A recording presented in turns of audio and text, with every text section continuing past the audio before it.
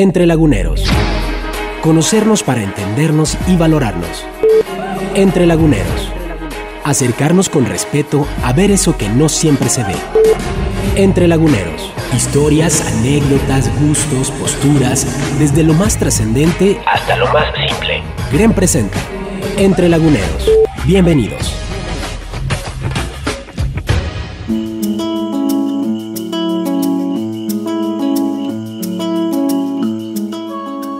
¿Qué tal? Muy buenas tardes. El tiempo de Entre Laguneros ha llegado una vez más. Yo les agradezco a ustedes el favor de su sintonía, los comentarios. Todo lo que ustedes nos dicen, por supuesto, lo tomamos muy en cuenta y para nosotros es luz. Ojalá y que esta ocasión también tengamos el gusto de recibir sus llamadas, sus correos electrónicos o sus tweets. Les pongo los puntos de contacto a su consideración, entrelaguneros@gremradio.com.mx, 7124-911 nuestro teléfono, estoy en el Twitter como @entrelaguneros. Y bueno, así es como vamos haciendo el programa cada lunes que nos encontramos. Agradezco al equipo, a Israel Castillo en la producción, a Roberto Ríos en la producción de audio, a la gente que nos hace el favor de colaborar para que esto sea posible. Y la tarde de hoy, bueno, yo tengo un gozo especial de recibir en Entre Laguneros a Gilberto Prado Galán, escritor, poeta, ensayista, editor, académico. ¿Qué más digo de ti, Gilberto? Lagunero, y creo que a mucha honra, ¿no? Sí, sin duda. Siempre está pensando en la comarca lagunera. En Torreón, hace rato te comentaba que la palabra Torreón, su anagrama es retorno. Entonces siempre he pensado yo en volver y siempre vuelvo. Dicté una conferencia sobre Baltasar Gracián hace unos 10 días, ahí en el Teatro Martínez, invitado por el Instituto Municipal de Cultura. Y ahora estamos de vacaciones, regresamos a la Ciudad de México en agosto. En julio, pero ya al trabajo en agosto. Seguimos en la coordinación de difusión cultural en Santa Fe. Tengo ya 8 años como coordinador de difusión cultural del Ibero Ciudad de México. Uh-huh. Y bueno, pues ahí estamos en la radio también. Hay una radio muy pujante que es Ibero 90.9 FM y que goza de cabal salud. Acaba de cumplir 10 años en la radio. Tenemos 2 programas, un programa que se llama Dublineses, que se transmite a las 11 de la noche los lunes, usted lo puede escuchar por internet, y otro programa que es en vivo, Dublineses es grabado, que se llama Entre Paréntesis y lo coordino los martes y los jueves, soy el conductor. ¿Y de qué va Entre Paréntesis? Entre Paréntesis es un programa misceláneo que entrevistamos a escritores, a cineastas, a deportistas, a un especialista en box, por ejemplo. Está Fernando Moreno, que es el que se encarga de la sección de cine. Tenemos una sección de entrevistas a poetas, a Joseba Buch, Armando Oviedo, a Alejandro de la Garza, y bueno, es Entre Paréntesis, ya está consolidado, tiene como 7 años, antes se llamaba Más de 99, se le cambió el nombre los lunes y los miércoles, y los viernes está Alfonso Basilio y yo conduzco martes y jueves de 12 a 1. Uh-huh. Bueno, esto es lo que estás haciendo ahora, sí. Amén de todos tus trabajos en el campo de la literatura, pero a mí me gustaría que en esta conversación pudiéramos retroceder el tiempo y entonces irnos a Gilberto cuando era niño, Gilberto cuando tenía sueños a lo mejor. Bueno, yo recuerdo muy bien cuando tenía 13 años que muere mi padre, esto fue en 1973, y entonces yo me refugié en los libros, me puse a leer libros de filosofía, de teología y de literatura. La literatura llegó tardíamente, llegó después, pero primero yo leía libros de filosofía, yo creo que como una suerte de búsqueda de consuelo a la muerte del padre. Y me acuerdo que Unamuno dice que la muerte del padre es una fuente de revelación y de seriedad para toda la vida. Entonces yo tenía esos años, estudié en la secundaria regional lagunera, que la fundó el padre Rizo, estamos hablando de 1970 y tantos. Ahí estudié en la secundaria y practicaba box, fíjate, muy curioso, por eso tengo ese gusto por los deportes. Practicaba box en un gimnasio que estaba cercano a la regional lagunera, y después pues ya la cuestión del boxeo se terminó cuando enfrenté a un recio chaparrón que me puso justamente una recia, y entonces me retiré del box, pero seguí jugando fútbol. Uh-huh. Y ahora lo que hago pues es una compensación, escribo textos para la afición, tratando de tender puentes entre la cultura y el deporte, buscando el ángulo humano, el ángulo de esplendor, pero también de miseria que tiene el deporte, y esa columna se llama Sobre Héroes y Hazañas. Que aquí se publica en Milenio Diario. Se publica en Milenio Laguna los martes y los jueves, y en La Afición ahora la están replicando los miércoles. Curiosamente ya la están publicando en todos los diarios Milenio. A partir de hace como 2 meses estoy ahí. El título de la sección se desprende de un título de una novela de Ernesto Sábato que se llama Sobre Héroes y Tumbas, y yo le cambié nada más la parte final y se llama Sobre Héroes y Hazañas.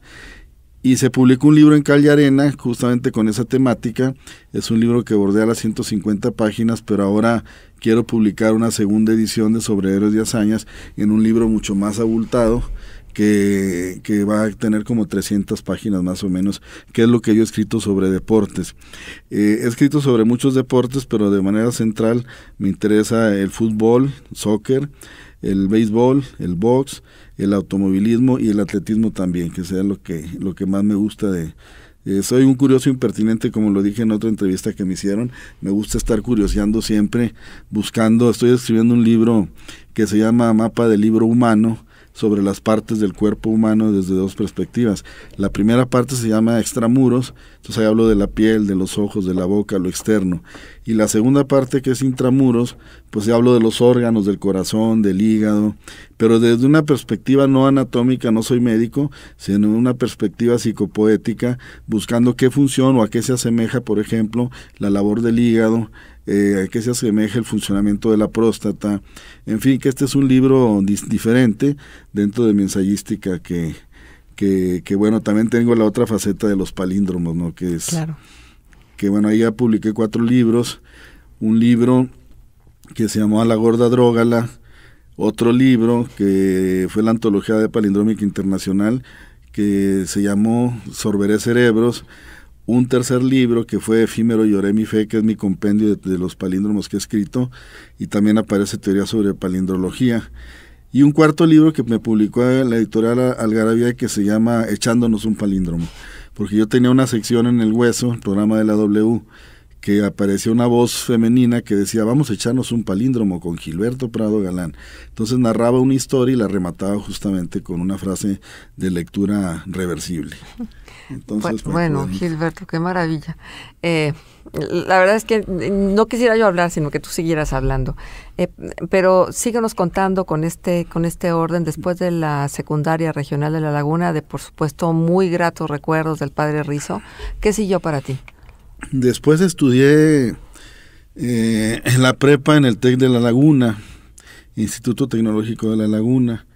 Ahí estudié preparatoria con especialidad en electrónica, muy curioso porque después estudié de manera simultánea psicología en el ICITAC e ingeniería industrial de producción en el TEC Laguna, porque tenía la idea de ser psicólogo industrial e ingeniero industrial, que una cosa muy extraña, que yo creo que posibilitó mi diálogo entre las matemáticas y el aspecto verbal que tienen los palíndromos, porque los palíndromos tienen mucho de matemáticas. Entonces, la mente matemática surge de mi tránsito por el Tecnológico de La Laguna, y la curiosidad psicológica, porque estudié la carrera de psicología en el ICITAC, y ahí recuerdo que era un fanático católico. Tuve una época de rabioso fanatismo, andaba yo Biblia en ristre convirtiendo infieles ahí en el TEC Laguna, en una época muy lamentable, que por fortuna pasó rápido, ¿no? Uh-huh. Pero sí discutía yo con los protestantes, porque yo era un católico. Tuve la tentación de irme al seminario, por decirlo de alguna manera, y quien se fue al seminario fue mi hermano Javier, que ahora es jesuita. Pero yo ya no le seguí por ese camino, me desencanté de los dogmas, y entonces me dediqué a estudiar literatura, y fui, bueno, ahí viene luego lo del taller con Saúl Rosales, El Botella al Mar, pero estamos hablando de 1985 más o menos, y luego ya me voy a Estados Unidos con mi familia, y luego a Madrid, 3 años a Estados Unidos y 2 años a Madrid, y recalamos en la Ciudad de México. Estudiando siempre. Sí, estudiando letras, filología hispánica en la Complutense y Master of Arts ahí en Estados Unidos, en Nuevo México. Entonces mi maestría en letras hispanoamericanas y el doctorado lo hice en letras hispánicas en la Complutense. Y luego ya regreso a la Ciudad de México porque el compromiso era volver a la universidad que me había becado, y la universidad que me becó fue la Ibero, pero Ciudad de México. Por eso no volví yo a Torreón, porque en Torreón no tenían los recursos para becar. Yo coordinaba Ciencias Humanas en la Ibero de Torreón, y de ahí solicité una beca en la Ibero Ciudad de México. Afortunadamente se me concedió, pude viajar, pudimos estar fuera, porque también tenía la beca del Instituto Coahuilense de Cultura, y esas 2 becas posibilitaron que yo pudiera estar 5 años fuera estudiando letras, primero en Estados Unidos y luego en Madrid. Y regreso al Departamento de Letras de la Ciudad de México. 2 años después me hacen coordinador de difusión cultural, y ahí estoy aún en la coordinación. Pero todo esto pues tiene que ver con un catálogo de actividades, que las más recientes incluye, por ejemplo, un prólogo a un libro de Martín Durán, que era un exhuesero, que se llama Rosas Celestes de los Albures. Obviamente el título Rosa Celeste pues es un albur, Rosa Celeste de los Albures. Me pidió que le pusiera prólogo, y ya hice el prólogo, y ahí aparece. Explícame el albur, que no lo entiendo. Pues como decir Rosas el Este. Entonces Rosa ya. Celeste del albur. Y ahí, bueno, aparecen adivinanzas como ¿cuál es el lugar más peligroso de la Ciudad de México? Y Martín Durán contesta, Tepito de noche. Y está muy divertido el libro. La verdad que me encantó ponerle ese prólogo, porque yo sé que se va a vender muchísimo por todos los albures que tiene ahí, que son los que ha recolectado Martín, ajenos, pero también él tiene una gran inventiva, y él tiene sus propios albures. Esa es una cosa que acabo de determinar. Y luego me pidieron el estudio preliminar del libro Palindromía de Miguel González Avelar, y ahí hice el estudio preliminar para el Instituto de Cultura de Durango.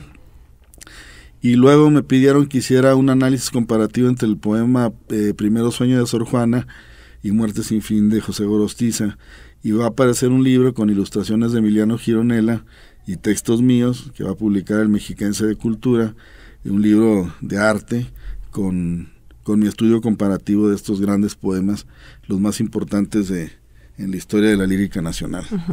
Gilberto, es que lo dices como si fuera muy fácil, pero bueno, ha sido toda una vida, ¿no?, la que has dedicado a esto. Sí, todo, pues años y años que he dedicado a la literatura. Pero además con una intensidad muy particular, Gilberto, porque yo desde que te recuerdo siendo estudiante, te recuerdo con esa misma intensidad. ¿La has conservado? ¿Cómo se le hace para conservar la intensidad y la pasión por pues sí, ciertas áreas? Creo que tengo la vehemencia, la intensidad, como bien señalas, de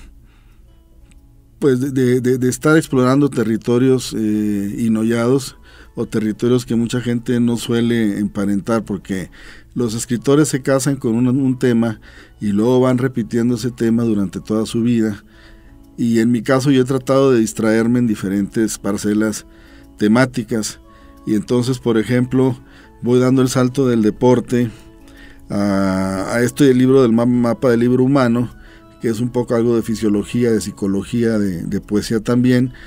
La otra área son los palíndromos. La poesía, pues cuando cuando llega, siempre es bienvenida, pero no fuerzo la maquinaria. Sí, siempre me ha gustado pues tener más que nada una inquisición permanente acerca de lo que voy observando en la vida. Y entonces eso, de pronto la vida es la que me va mostrando los caminos por donde yo debo transitar o debo andar. Y por eso esa es la intensidad que tengo de no casarme con un solo tema o con una sola con una sola veta ensayística. Entonces trato de estar siempre moviéndome para varios lados, ¿no? Bien, vamos a seguir con esta conversación, Gilberto. Permíteme, vamos a la pausa comercial y espero que usted esté en esta sintonía escuchando la voz, el conocimiento, la sensibilidad de Gilberto Prado Galán. Regresamos. El éxito no es hacer bien o muy bien las cosas y tener el reconocimiento de los demás. No es una opinión exterior, es un estado interior. Es la armonía del alma y de sus emociones, que necesita del amor, la familia, la amistad, la autenticidad, la integridad. Carlos Slim. Entre Laguneros. Volvemos. Escucha Entre Laguneros. Correo entrelaguneros@gremradio.com.mx. Teléfono 7124-911 y 7126-880. Y Twitter @entrelaguneros. Entre Laguneros.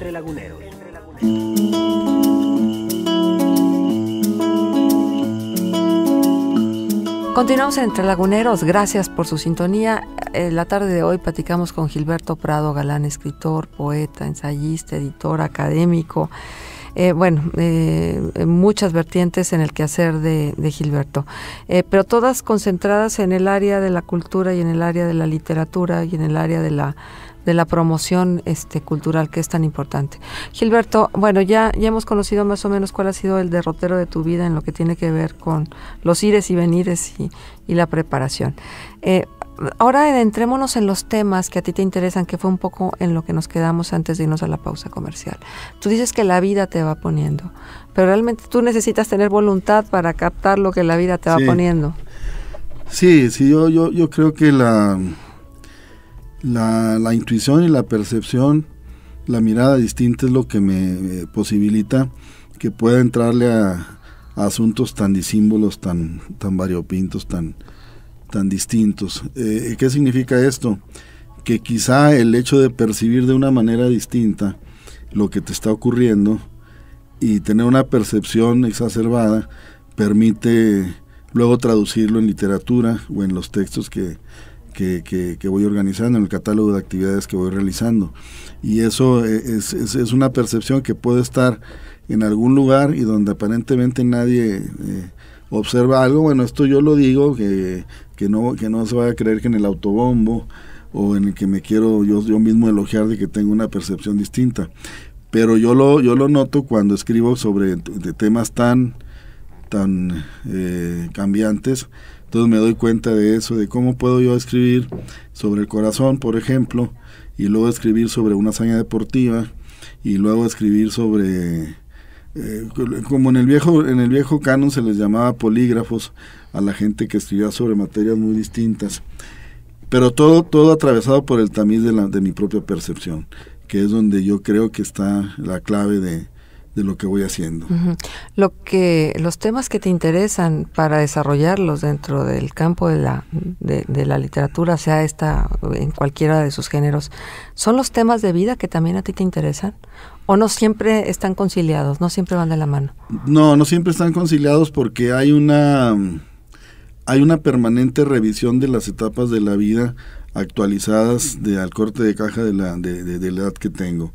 ¿Qué significa? Que, por ejemplo, toda aquella afición que tenía yo por el béisbol, que yo solía ir a los estadios con mi padre, eso quedó ahí de manera germinal en la niñez, y ahora al recrear las hazañas de los grandes beisbolistas, pues es una manera de reabrir el círculo que aparentemente se había cerrado cuando muere mi padre, y que yo dejé de ir a los estadios y me puse a ver el béisbol en la televisión. Y ahora dicen que yo ya no voy a los estadios. Realmente voy poco a los estadios, pero todo lo voy recreando desde la casa. Por ejemplo, veo las peleas de box, me han invitado a algunas funciones, y me gusta mucho el boxeo por esa épica que tiene, como decía Ringo Bonavena, cuando en el fútbol alguien te apremia o te apura, tienes a quien pasarle el balón, pero en el box, cuando estás frente al otro, pues no tienes a quien darle los guantes para que te ayude. Uh-huh. Entonces es la supervivencia, el microcosmos de la supervivencia para mí es el boxeo, que, como le decía Sonia Alarcón, es el más viril de los deportes. Entonces me gusta el boxeo, me gusta el fútbol, el béisbol por la sabiduría que entraña, las reglas, y voy recuperando. Es como una suerte de regresión cuando escribo sobre deportes, porque me acuerdo de la etapa de la niñez cuando yo era un fanático de los deportes y que podía asistir a los estadios con más regularidad. Uh-huh. Pero pareciera paradójico, ¿no? Un deporte como el boxeo, donde hay sangre y un poco también de destrucción, ¿no? Uh-huh. Porque finalmente yo no sé cuántas neuronas se acabarán con un golpe, o no sé la huella que se queda impresa en la cara de los golpes, que tanta mella hacen en el individuo. Pero lo que sí sé es que lo tenemos catalogado como un deporte violento, destructivo, a diferencia de todo lo otro que tú haces, que es construir.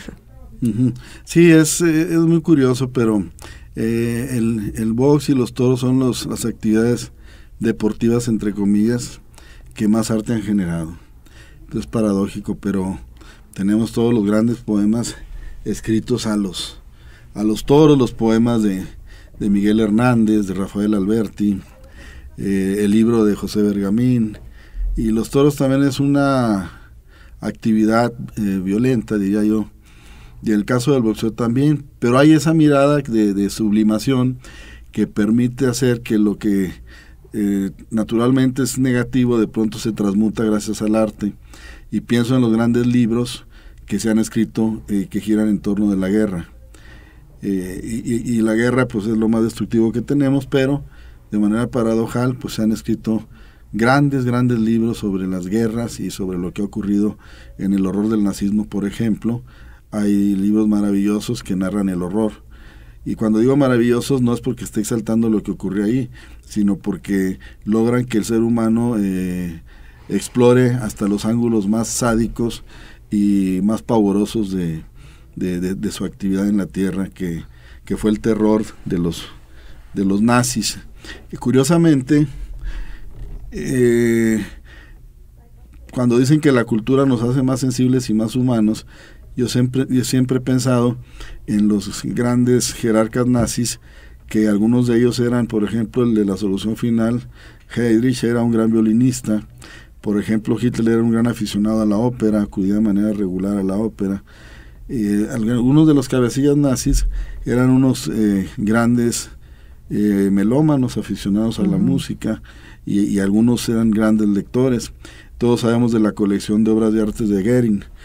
Entonces, pensar que la cultura nos va a hacer más humanos, me parece que está por otro lado el análisis decimos, es que para que no haya violencia y que se acabe toda la narcoviolencia, pues hay que leer más y hay que ser más cultos. Yo no estoy tan seguro de eso por el contraejemplo que estoy dando de lo que puede ocurrir cuando la gente es de mala entraña, aunque lea y aunque sea una gente muy culta, no corre pareja la bondad con la sensibilidad cultural. ¿Y la mala entraña es una cuestión de genes o es una cuestión de...? Sí, yo creo que sí. Yo creo que hay mucho de genética, pero también de lo que va ocurriendo en el medio, ¿no? De cómo te vas. Entonces, para mí, el box tiene eso, que yo puedo hacer literatura, narrar las grandes peleas, ver las grandes peleas, el heroísmo dentro del cuadrilátero, aunque esencialmente sea una actividad destructiva, como bien señalas. Ajá. Seguir tu columna es darnos cuenta de a quienes has admirado a lo largo del tiempo en el terreno deportivo, pero ¿hay alguna figura en particular que tú veneres con más ahínco? Pues fíjate que nunca me han gustado los más grandes, que no he narrado sobre ellos. Estoy pensando en Pelé, en Maradona, en Jordan, en el básquetbol, en Ali, en el box. Quizá porque me gustan más los que están en el segundo renglón y los que no tienen tantos reflectores ni tanta tribuna. Entonces nunca he escrito nada sobre Maradona, por ejemplo, ni sobre Michael Jordan, pero sí he escrito sobre Kobe Bryant, por ejemplo, o he escrito sobre Fraser. Por esto que estoy pensando que no me gusta que lo que está ya muy Eduardo Galeano diría palabrear lo sagrado. No me gusta que lo que está ya muy manido lo trate yo otra vez. ¿Por qué? Porque es muy difícil escribir algo que evidencia ángulos inéditos cuando han sido tan ampliamente analizados estas figuras. analizadas, mejor dicho, las figuras. Entonces, como se han escrito carretadas de libros sobre Maradona y sobre Leo Messi, pues yo me alejo de ellos y busco un héroe menor, pero un héroe que a mí me muestra todavía ángulos que puedo compartir con la gente que lee. Dicen que hablamos como pensamos. ¿Tú piensas mucho? ¿Cuántas palabras tendrás en la cabeza? Que las manejes con cotidianidad como ahora te estamos escuchando. Bueno, pues no tengo el registro, pero sí me parece que estoy en una permanente ebullición del lenguaje y siempre estoy buscando pues decir las cosas de un modo distinto. Por ejemplo, el día de hoy supongo, porque no he visto la prensa nacional, pero supongo que apareció una columna en Milenio Nacional sobre Luis Rivera, el joven sonorense que ganó medalla de oro en la universidad. Entonces mi columna empieza: la alegría siempre llega de Matute por la puerta de atrás. Nadie siempre viene de Matute por la puerta de atrás. Nadie sospecha la raíz de su llegada. Entonces, decir de Matute es una expresión que no se usa en México, pero que yo aprendí en España. Allá en España decían, no, llegó de Matute a la fiesta, y de Matute es llegar clandestinamente o a escondidas.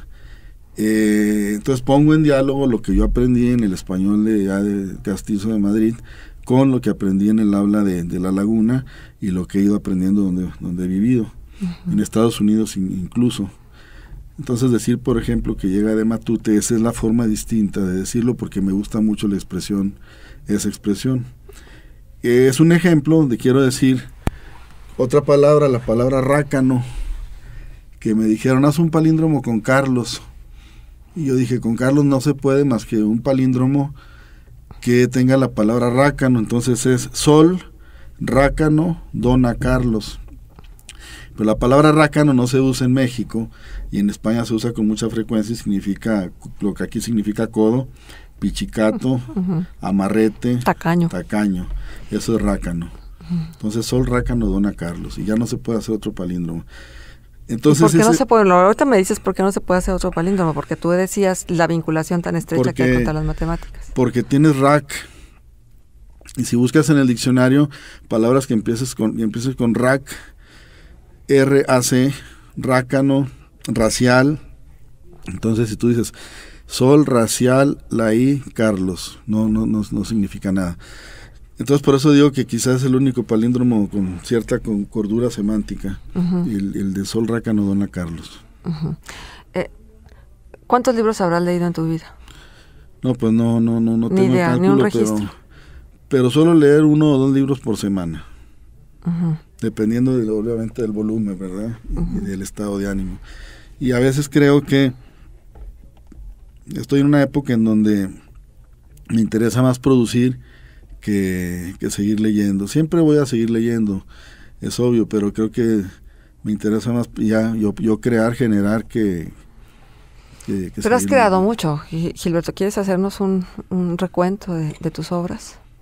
Bueno, pues desde el punto de vista del ensayo literario anteriormente, para mí era analizar figuras literarias, un ensayo sobre Malcolm Lowry, un ensayo sobre Octavio Paz, sobre Jorge Luis Borges, varios libros que tengo sobre una sola figura. Y luego hice un ensayo sobre una generación, que fue la generación del 98. Pero ahora mis ensayos son sobre... un poco al Montaigne, Chesterton, de hablar sobre cuestiones que veo en la realidad y no sobre escritores. Por eso es el mapa del libro humano, y por eso es el ensayo Fragmentos del asombro, que hablo de pasmos cotidianos, hablo del olvidado oficio de caminar, hablo del lápiz, en fin, de objetos de la realidad que me impresionan o me impactan. Entonces me he alejado de los ensayos centrados en figuras literarias para dedicarme a los ensayos centrados en aspectos de la vida. Creo que ya tenemos edad como para dedicarnos a ver de una manera distinta lo que ha ocurrido, contrastándolo con lo que estamos viendo en este momento. Entonces en la ensayística me desvié de lo literario a lo cotidiano vital. ¿Y en la poesía, Gilberto? En la poesía yo he escrito Exhumación de la imagen, que fue el primer libro de edición de autor, y luego Fundación del Deseo, que lo publicó el Instituto Coahuilense de Cultura, y luego Palabras contra el Tiempo. Después escribí El Canto de la Ceniza en España, me lo publicaron en Palma de Mallorca, y luego Dolor de ser Isla, que me lo publicó también el Instituto Coahuilense de Cultura. Es muy curioso que como poeta mi presencia en los medios o mi presencia en el mundo de la poesía mexicana es menor.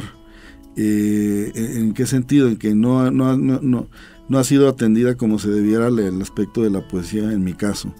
Quizá porque otros aspectos de mi actividad creativa eclipsan el de la poesía, por ejemplo, la ensayística o los palíndromos, o ahora lo de los puentes entre el deporte, lo que he hecho, pues han impedido que mi poesía sea, por ejemplo, reunida en un volumen, o que alguien diga, el gran poeta Gilberto Prado Galán.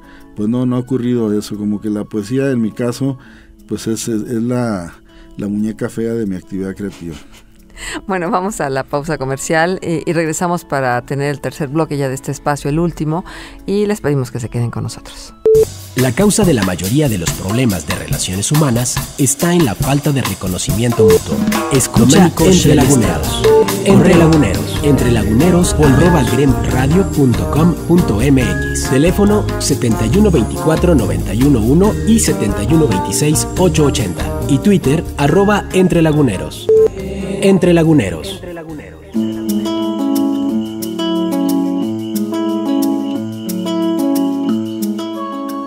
Continuamos Entre Laguneros, muchas gracias por su sintonía y estamos, aprovechando la presencia de Gilberto Prado Galán aquí en La Laguna y estamos con la conversación hoy aquí en los estudios del Grupo Radio Estéreo Mayra. Gilberto, vamos entonces ahora a revisar otros aspectos de tu vida. ¿Qué te falta por hacer en donde tú te estás moviendo, donde te llama pues la vida? ¿Cuál es tu sueño ahora mismo? Fíjate que, el sueño de todo escritor es que reúnan su vida antes de palmar, antes de doblar la servilleta. Colgar los guantes, dices. Sí, colgar los guantes, decimos acá. Doblar la servilleta también es una expresión de allá. Entonces, si tú ves reunida tu obra, por ejemplo, un volumen con mi poesía completa, un volumen con mi ensayística completa, la literaria de un lado, del otro lado la ensayística que apodé Cotidiano Vital o Cotidiana Vital, y eso me tendría muy satisfecho como escritor, ver reunida mi obra en varios tomos, no muchos, yo creo que serán unos 4 tomos, mi obra de palindromista, que yo creo que mi obra como palindromista es de las más importantes en la historia del idioma español, y esto lo digo sin ninguna... no solo lo he dicho yo, si yo pertenezco al Club Internacional de Palindromistas con sede en Barcelona y soy miembro de honor de ese club porque por mi labor, que los libros que he publicado, porque tengo la vertiente del palindrólogo y el palindromista. Quizá haya 1 o 2 palindromistas que han escrito más palíndromos que yo, pero habría que tasar la calidad y habría que comparar las piezas que ellos han escrito. Además, publiqué. ¿Cuántos has generado? Yo tengo un libro que comprende 26.162 palíndromos. Y ahorita te lo voy a regalar, ahorita que termine ahí lo trae Sofi, mi hija. Gracias. Entonces, pues ese es uno de los sueños, ver reunidos mi labor como palindromista, el libro de los deportes, que creo que a corte de caja de los 60 años, ahorita tengo 50, voy a cumplir 53, pero cuando tenga 60 yo creo que ese libro va a tener como 1000 páginas. Ahorita tiene 300 páginas el libro de hazañas deportivas. Entonces sería un tomo importante en la historia de los deportes, y también ocuparía un lugar de privilegio ahí porque no existe, y también soberbia aparte, alguien que revise varios deportes con una mirada literaria. Existe, por ejemplo, Juan Villoro, que se consagró al fútbol, y está muy bien lo que hace, lo hace muy bien, pero solo el fútbol, y él se dedicó a lo del fútbol, qué bueno. Está Garmabella, que hizo el libro sobre box, qué bueno, qué maravilla, pero en mi caso yo exploro pues más de 15 deportes, con el énfasis puesto en los que ya dije. Entonces ese libro también tendría un lugar diferente en la historia deportiva nacional e internacional también, porque hablo de deportistas de varias latitudes. Entonces serían como 5 tomos, sería el tomo de la ensayística literaria, el poeta, el palindromista y palindrólogo, el de las hazañas deportivas, y bueno, quizá un quinto tomo. Ahora está esto del albur, ¿no? Que hasta ya me metieron hasta en ese laberinto con una serie de albures que la verdad cuando me los decían a mí al principio, Martín, pues yo no lo entendía muy bien, porque también es una de las grandes aventuras verbales del mexicano, la faceta del albur. En fin, no quiero decir más albures al aire, pero sí me acordé de algunos más. Pero sí, esa faceta no, porque nada más es un prólogo. Pero he prologado mucha gente. Ahora me pidieron otro prólogo para un escritor joven que se llama Mario Todd, que va a publicar una novela muy interesante, perdonen el adjetivo, más bien muy estimulante, que es de ciencia ficción. Y entonces eso va a salir en Axial Colofón. Quizá la otra labor mía como editor, que ha sido también una labor de bajo perfil, somos dueños de una pequeña y pujante editorial que se llama Arte Letra, y hemos publicado una colección de libritos, llevamos como 7, y este año se publican 4 más, de autores no con un prestigio. Bueno, en este caso sí ya viene un libro de cuentos de Jaime Muñoz Vargas, a quien todos conocemos, escritor de La Laguna, muy bien colocado, muy que ha hecho una labor enorme desde Torreón. O sea, es admirable lo que Jaime ha hecho. Entonces vamos a publicar un libro de él, otro libro de Lucy Álvarez, publicamos uno de Antonio Miranda, otro de Javier Prado Galán, de mi hermano. En fin, que esa labor como editor también estamos en esa otra labor. ¿Y a qué horas vives, No, bueno, pues también hay que dedicarle a la vida lo suyo, ¿no? ¿Te das el tiempo? Sí. Estoy ahora en una etapa complicada tú sabes que después de los 50 años viene como una suerte de cuenta regresiva, en donde uno dice, bueno, pues ya yo creo que la vida es un perpetuo descarnarse. Cada vez vamos siendo más huesos y menos carne. Me acuerdo cuando Tomás Segovia contestó, aquí está el maestro Tomás Segovia, en carne y hueso, y dijo, ya más hueso que carne, que es una forma de que estaba ya muy, muy enfermo. Pero bueno, en mi caso todavía no tengo visible o perceptible una enfermedad así que me esté amenazando en este momento.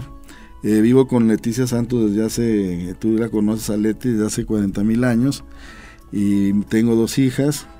Aquí está Sofi, Verónica es mi otra hija. Ya mis hijas ya pasaron la adolescencia, lo cual también ya es muy grato para nosotros, porque ya no tenemos que batallar esa etapa. Sí, tan ¿Tú tienes hijos? Yo tengo 2. Y también, pasaron. Sí, también. Y la verdad de las cosas es que entiendo lo que dices. Sí. A la perfección. Sí, ya pasaron la adolescencia, entonces para mí eso ya es Entonces sí nos damos tiempo para la vida también. Y procurar el espejeo siempre entre vida y literatura. A mí me gusta mucho un verbo que inventó Julián Ríos, que es escribir, porque algunos le decían, esta pregunta tuya, ¿a qué horas vives? Es que la literatura es parte de la vida también. El acto de escribir y de buscar tiempo para hacerlo, para mí también es un acto vital. Entonces no disocio la vida de la literatura, más bien pienso que son como espejos que se van complementando. Claro. Gilberto, ¿y cómo ves a La Laguna? ¿Cómo ves a Torreón desde estas posiciones que tú ocupas ahora, en donde te ubicas? ¿Qué es lo que ves? ¿Qué es lo que encuentras luego cuando vienes? Pues veo que la gente está muy, muy, muy triste. Veo una tristeza generalizada, muy deprimida por lo que ha ocurrido en los últimos años. Parece que hay una tregua en estos últimos meses, pero con todas las calamidades y el terror que vivió La Laguna. Y yo me acuerdo que hace 2 años que vine, pues yo me ponía en un semáforo y luego me encañonaron. Pero después me dijeron que era una práctica que hacían habitualmente para ver si traías placas de fuera, pues para ver cómo reaccionabas, ¿no? Pero me parece que era parte de un terror inexplicable. Entonces a mí me ocurrió eso, me ha tocado ver balaceras también, y a mi hermano le tocó una balacera en la casa, afuera de la casa de mi madre, y afortunadamente esa vez yo no estaba, pero se tuvieron que tirar abajo de los muebles para poder pues no sobrevivir, porque no balacearon la casa de mi madre, pero sí los balazos estaban ahí. Y lo que me narra Jaime Muñoz, de lo que ha padecido él, de todas las amenazas, los robos de camionetas, no quiero poner un panorama apocalíptico ni calamitoso, pero yo creo que La Laguna vivió etapas de pesadilla, de terror, y por eso veo que la gente está triste, porque además se vino abajo el empleo, la depresión económica es imperante, en fin, el panorama sí es difícil. Uh-huh. Y entonces yo, cuando fui al DF, mis amigos de Torreón me decían que yo iba a vivir en el infierno, que era el DF hace 10 años, y han pasado 10 años y se han invertido los papeles, por desgracia, porque yo en el DF, llevo 10 años y jamás me ha ocurrido nada, afortunadamente. Tampoco ando en barrios donde me pueda ocurrir, o sea, yo en mi zona de trabajo ahí estoy muy cerca de la universidad, pero pienso en lo que ocurre en el DF. Ya, bueno, ahora está el caso de del Heaven, etcétera, tampoco está exento el DF del peligro, pero sin embargo sí va a La Laguna con esa preocupación. Uh-huh. ¿Tú crees que esto que hemos vivido vaya a impactar en el resultado de la obra literaria o de la obra artística de quienes ahora mismo están ocupando estas posiciones de creadores? Fíjate que qué bueno que lo preguntas, porque estoy culminando otro libro que se me había olvidado, que es un libro que ya van como 300 páginas, donde hablo del terror del nazismo. Por eso lo mencionaba hace rato, de los nazis. E hice otro libro que se publicó con ilustraciones de Gironella sobre los decapitados en México. Entonces no estoy suplantando la realidad con palíndromos y hazañas deportivas, sino que también ya escribí sobre lo que ocurre en los decapitados en México, y tengo otro libro sobre los decapitados históricos, donde hablo de Luis XVI, de María Antonieta, de Robespierre, de Lavoisier, en fin, de todos estos decapitados de la Revolución Francesa, y el libro que publiqué con Gironella sobre los decapitados en diferentes partes del país a partir de la guerra contra el narco, entre comillas, la guerra contra el narco. ¿Qué significa? Que no soy un escritor avestruz que le dé la espalda a la realidad. Sí tengo muchas facetas, pero también he dedicado tiempo a lo que más nos aqueja y apremia, que es este terror de la narcoviolencia. Uh-huh. Como académico, como gente cercana a los jóvenes, el Yo Soy 132 fue un momento fugaz, ¿o tú crees que haya esta inquietud contestataria y rebelde de los jóvenes hoy en día?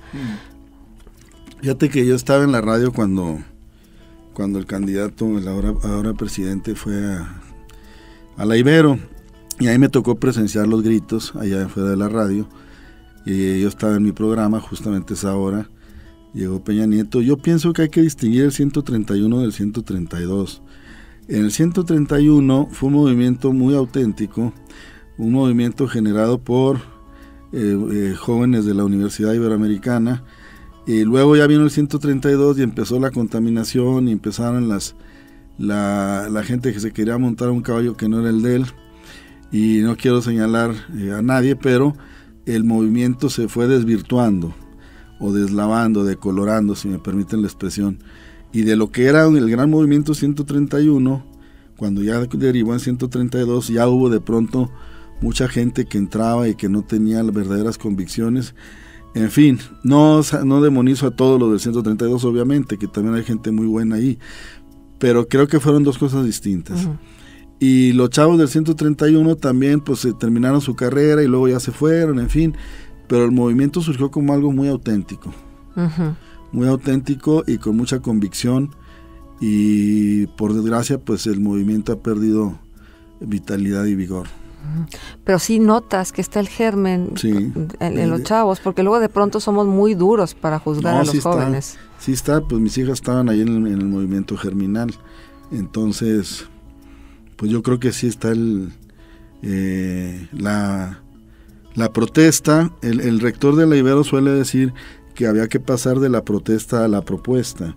Ya protestaron, pero ahora ¿qué van a proponer? Y quizá en ese tránsito de la protesta a la propuesta se perdió algo central en el movimiento. Y bueno, ya por el tiempo, Gilberto, no quiero dejar de preguntarte, ¿qué sientes en tu corazón? ¿Qué te dice tu corazón? ¿Qué te dice tu cabeza en relación a esta identidad tuya como lagunero? No, bueno, pues es una identidad que siempre voy a defender. A mí me gustaría cerrar el ciclo en los últimos días de mi vida, si se pudiera morir yo en mi tierra. Sería para mí muy hermosa la analogía para volver al inicio de la charla del retorno Torreón. Y bueno, yo tengo una raigambre lagunera pues al 100%. O sea, es algo que no voy a perder jamás. E incluso el habla a mí siempre me traiciona. Aunque viví en Madrid y viví en Estados Unidos, siempre en México me dicen que no he perdido el acento de la comarca lagunera. Entonces pues por ahí seguimos siendo laguneros de corazón y santistas también. Pues me ha dado mucho gusto encontrarte y poder conversar contigo, Gilberto. Yo creo que tú sabes la admiración que mucha gente te tiene acá. Eres una persona muy admirada, eres un referente siempre y siempre citado y siempre señalado como pues un ejemplo de lo que significa tener claro qué se quiere hacer en la vida y luego ir por ello. Muchas gracias, Marcela. Ya sabes que somos amigos hace añales, como dicen en el norte. Añales, así es. Bueno, pues hasta aquí llegamos por hoy. Ha sido un gusto compartir con ustedes Entre Laguneros y nos dará más que el lunes entrante volvamos a encontrarnos en este mismo espacio. Hasta entonces. GREM presentó Entre Laguneros. Entre Laguneros. Los esperamos con una nueva entrevista la semana entrante. You 91.1 FM 880 AM. La estación que te escucha.